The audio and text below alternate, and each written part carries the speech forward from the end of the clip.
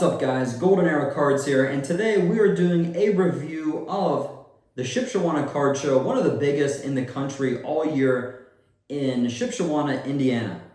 Before we get to that though guys, please like this video, subscribe. We're so close to 2,000.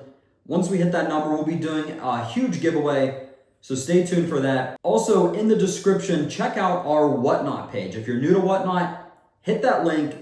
Get $15 in buyer credit, helps us out as well. Check out our stream, 12:30 a.m. Eastern time every night. Make sure to check that out, guys. But to the subject of the video, the Shipshewana Card Fest was over this past weekend. I'm watching this in the future, second weekend of August. I don't know if they do it that date every year, but it was a great weekend for it.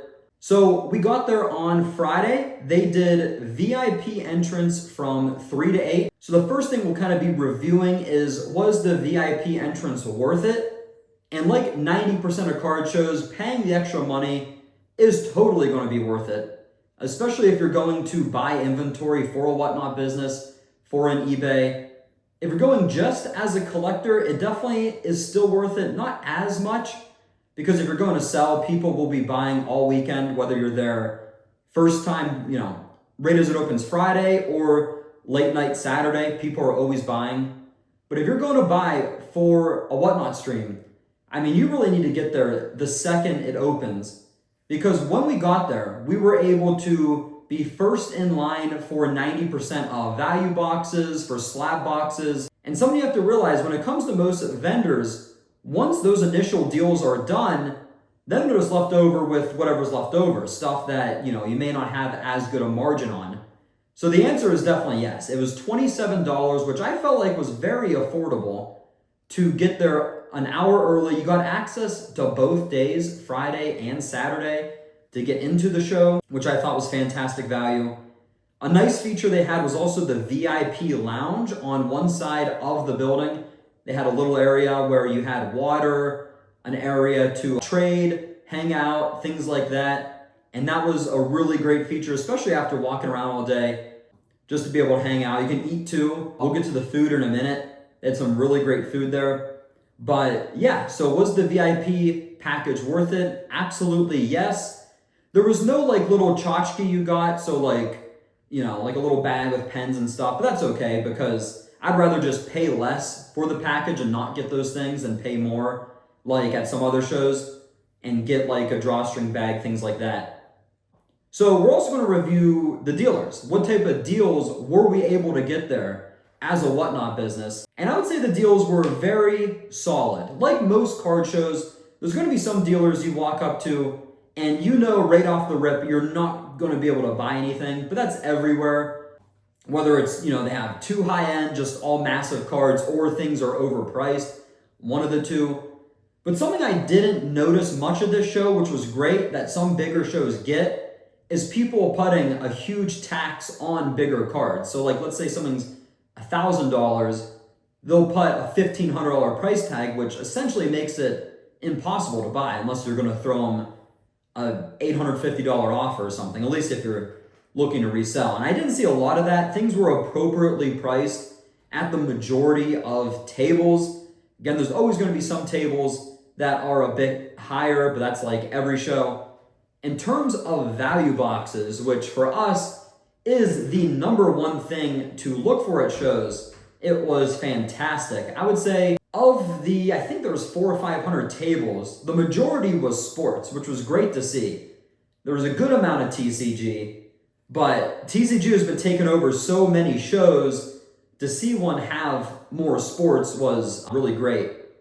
And of those sports vendors, there were tons of good dollar boxes, tons of good value boxes, whether you're looking for new rookies. We also sell a lot of 90s, 2000 stars, and that's where these boxes were really fantastic. There was tons of like Marshawn Lynch rookies, things like that, things we do well with and people really want to buy nowadays because they're getting harder to find. Those legends, those Hall of Famers, and there was plenty of that. So that gets a 10 out of 10 in my opinion.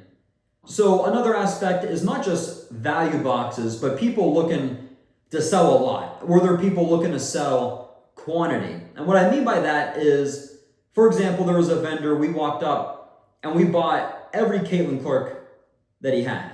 Like, were there people looking to move some stuff? And the answer to that is yes as well. They were able to get a ton of deals quick, not sitting there adding up the price of every card, but kind of look at it, shoot an offer, yes or no type of thing, which is really fantastic at a show where you want to check as many tables as possible to get as many deals as possible. You don't want to get hung up at one table for an hour and a half looking at every single $5 card on Card Ladder.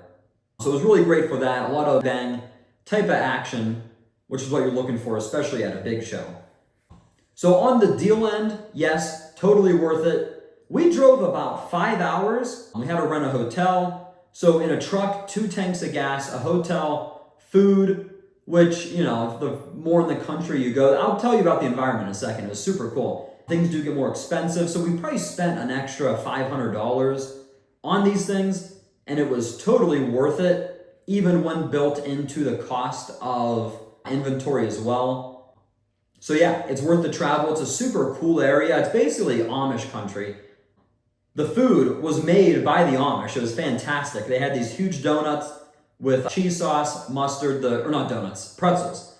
Sorry, they had these huge, really delicious pretzels. And yeah, they were fantastic. Literally the best pretzels you ever have. Better than a ballpark pretzel. The food area was very good as well. There they had like mozzarella sticks, chicken tenders, just normal food like that if you got hungry while at the show or if you were vending. And the prices weren't bad either. That's what I liked too. The parking was free. The parking was huge. We didn't have a single issue, whether it was going to the trade night, the going in on Friday or Saturday. We went to both days. The parking was fantastic. The place was massive. There was it's pretty cool. There's actually horses everywhere because it's in Amish country. If you're not from PA, Ohio, Indiana, you may not know much about the Amish, but they ride in horses and buggies, stuff like that. So you'll see some really interesting things there. The local food was a little limited. Make sure to eat at the show if you're going to, watch this video and plan on going to the next one or a show in the area. Make sure to eat there because food's going to get limited. Maybe some at your hotel. Make sure to book a hotel early. That's like every big show though. Yeah, fantastic show. I'm trying to think of what else we could review about it. The trade night was packed, which is always a good thing. There were people kind of like setting up their own mini show table on the tables at the trade night, which was interesting. Like a lot of kids, especially, it's a smart thing to do. You kind of get like your own table for a couple hours if you get there early enough.